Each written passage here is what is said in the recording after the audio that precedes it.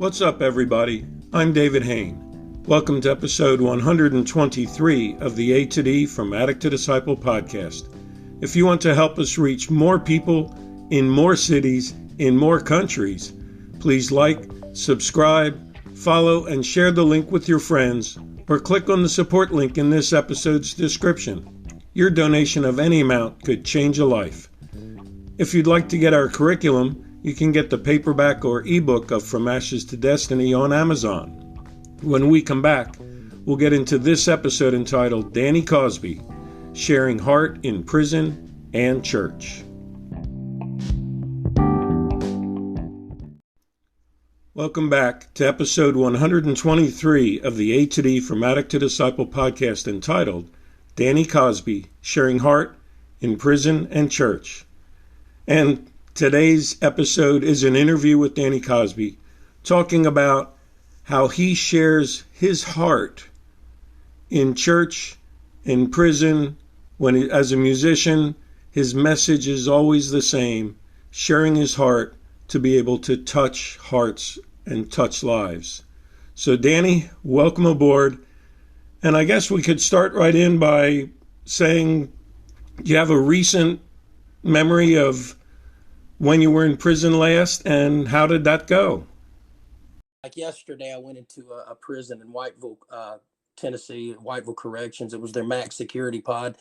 And these guys are locked down 23 hours a day. They get out 1 hour a day. They're handcuffed for that 1 hour. And they walk around the room they've been looking at from their lockdown door the whole time. So they get no outside. It was very clearly depressing, very gray, if you will. And you could feel the frustration in the room when I walked in there. But I walked in there with my buddy with a guitar, and I just shared a little bit of my heart while they were behind their doors. We walked around that room, fist bumping the windows of the doors while we were singing songs, and the guys behind the doors for the most part, were fist bumping the window. And I feel like I talked to them the way I talk to the people at my church that I'm on the worship team with when I'm leading a devotional. There was no difference in the language. There was really no difference in the cadence which I spoke it. It was just saying, hey man, God, fill my heart up with your love, because this world, of course, is hell bent on making us hate each other. So if you can walk into a situation, whether it's a recovery center, a prison, a marriage counseling situation, a church situation, you name it, fill in the blank. If your heart is, you ask God to fill you up with his love and perspective of how he sees these people you're getting ready to talk to, it changes the whole dynamic, for me at least, and it gets rid of the nervous tension of Danny Cosby trying to go in and be the one to make a change. Because Danny Cosby really, at the end of the day, can't do crap without God. I mean, I've tried it and it just didn't work. And when I've got an awareness, if you will, of him being with me by faith, believing his words are on my tongue, I just feel like I flow, man. It's like looking at a river. And when I try to do it, I'm trying to walk upstream. I don't know if anybody listening's ever tried to walk upstream. It's difficult.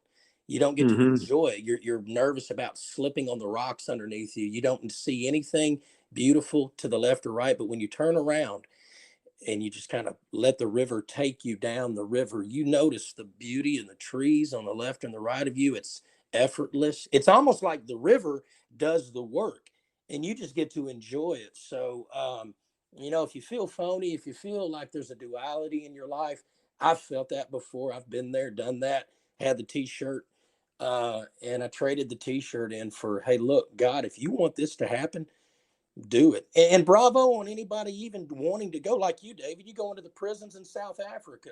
I mean, just the fact that you're wanting to do that, to me, dissolves and negates any concern about the topic and need of how am I saying it? What am I saying it? I mean, you want to be cautious and courteous and thoughtful, so you don't want somebody to resort back into an addictive mindset because you accidentally said something that triggered a response to relapse. But at the same time, I'm sure you go in there with your plan, and God takes that plan and does something amazing with it every time. So just the fact that you want to do something to help people, I think God honors that and helps the people be helped and helps you to be real and not phony and go in and really make a change.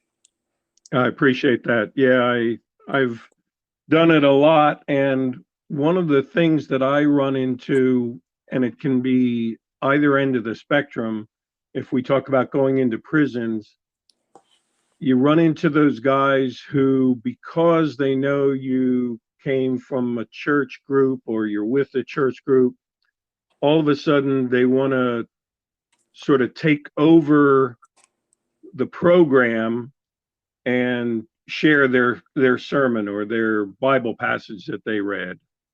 Yeah. And the other side of the coin is the guys who, if you share a bit of your past and you happen to hit on something from their time in addiction, they want to take over the meeting and turn it into. I'm just wondering how you handle those situations when you find yourself in them. Yeah, that's a good thing you brought up, because that does happen quite a bit. Because those guys, in particular, prison, you've got guys just sitting there. They see the same guys and guards every day. So when somebody new comes in civilian clothes with workbooks and a fresh idea and a desire to have conversation, they are ready to share what they want you to hear, even though you got 40 guys in a group, as opposed to a secular setting where people kind of don't even want to be there. Sometimes they're there because they've got to be, they're court ordered or whatever. And you got to pull and hope somebody says something to add to the group. But as far as that goes, there has to be an established set of order. Sometimes there'll be a guy that wants to bogart the time and share, and you have to just simply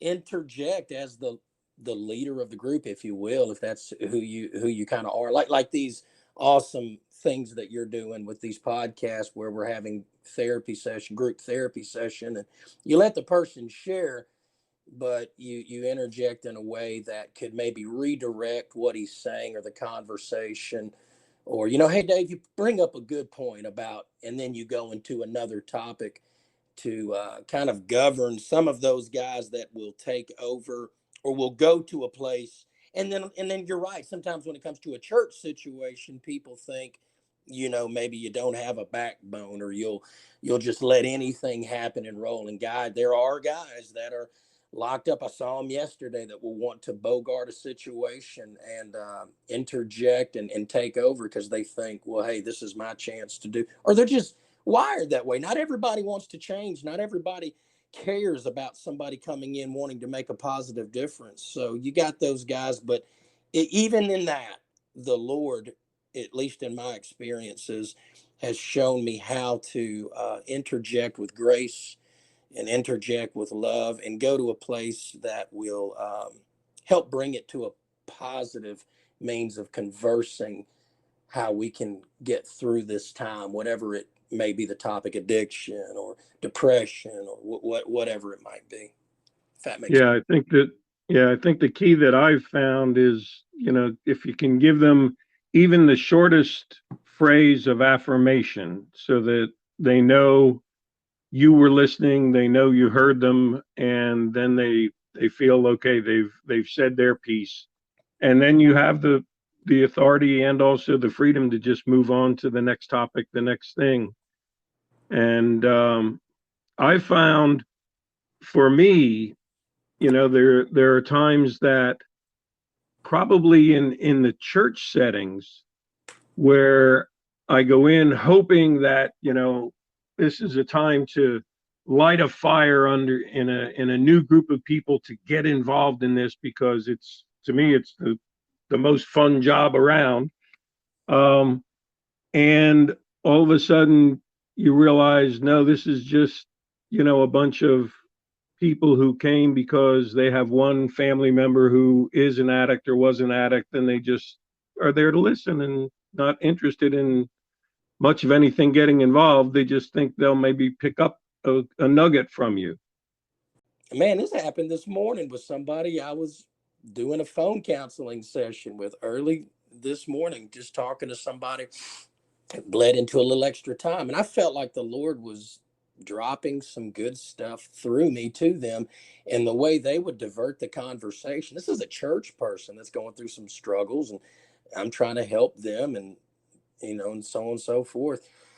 And man, the way they would divert the conversation and move to the next thing, I was like, man, that is $1,000 advice you just got. I'm not bragging about me and saying I'm Right. some smart sage that's giving this amazing advice, but I felt like, wow, what I just gave you, we could stop now. You could take that and chew on it for a week, and you'll get some stuff out of it. And they just flippantly went to another topic as if nothing was said. And the whole goal of our conversation is for me to give them some assistance in this anxiety, depression, suicidal state they're in.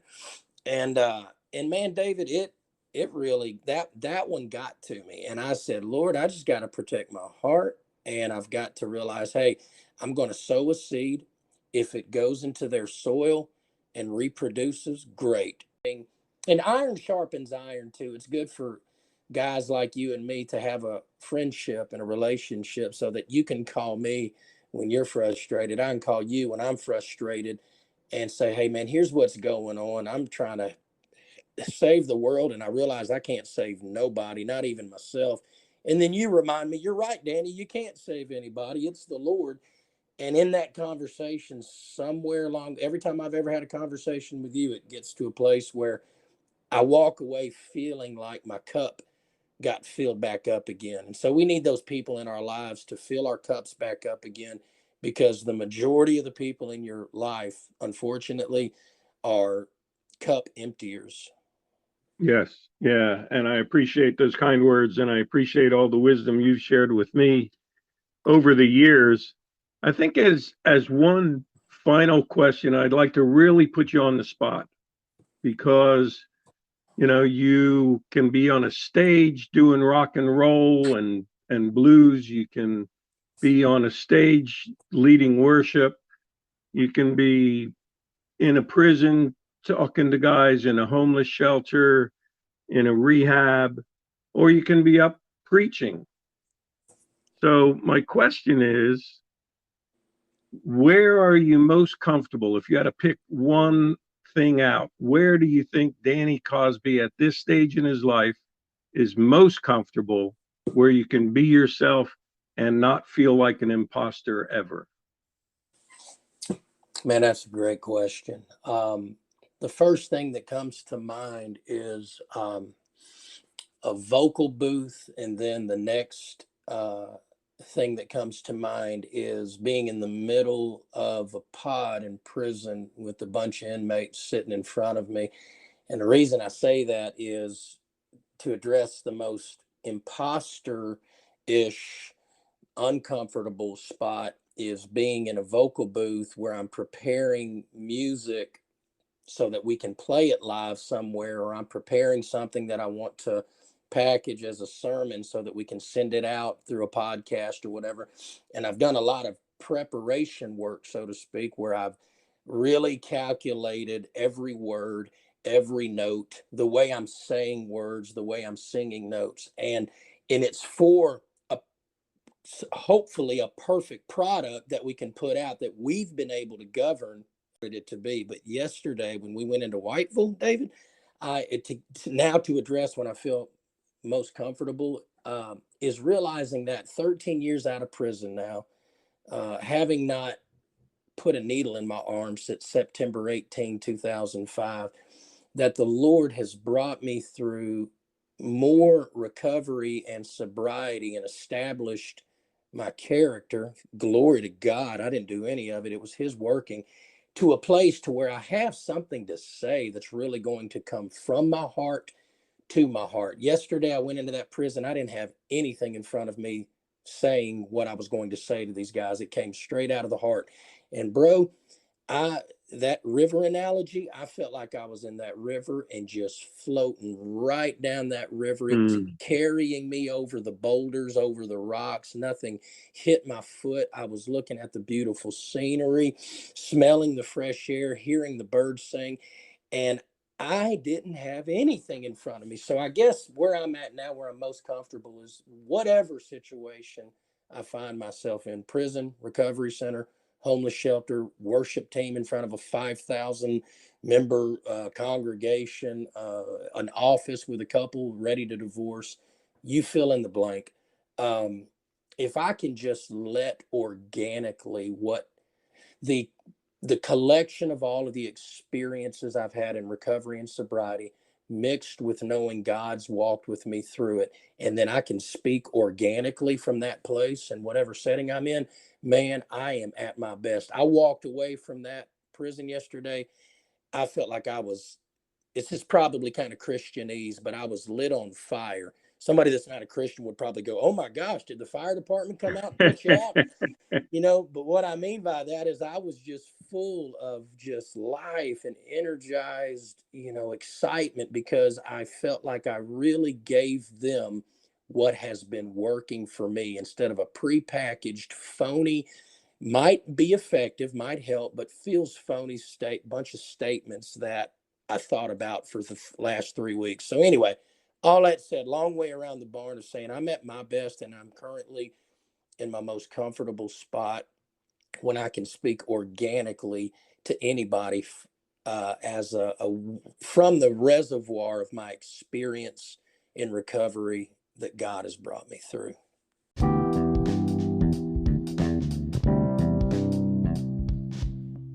Thanks for listening to this episode of the A to D From Addict to Disciple podcast. If you would like to join an online group or get one-on-one counseling to help you in your addiction or recovery, or maybe you've been inspired by Danny and want to start to take the message into prisons near you or start groups in your church, please message me on the link in this podcast or by email at davidfromatod.com or go to my website www.fromatod.org and click on the contact page. You can keep in touch with what we're doing in From A to D by following me on Instagram at David From A to D. Tune in Monday for our next episode, and as always, stay safe and stay strong.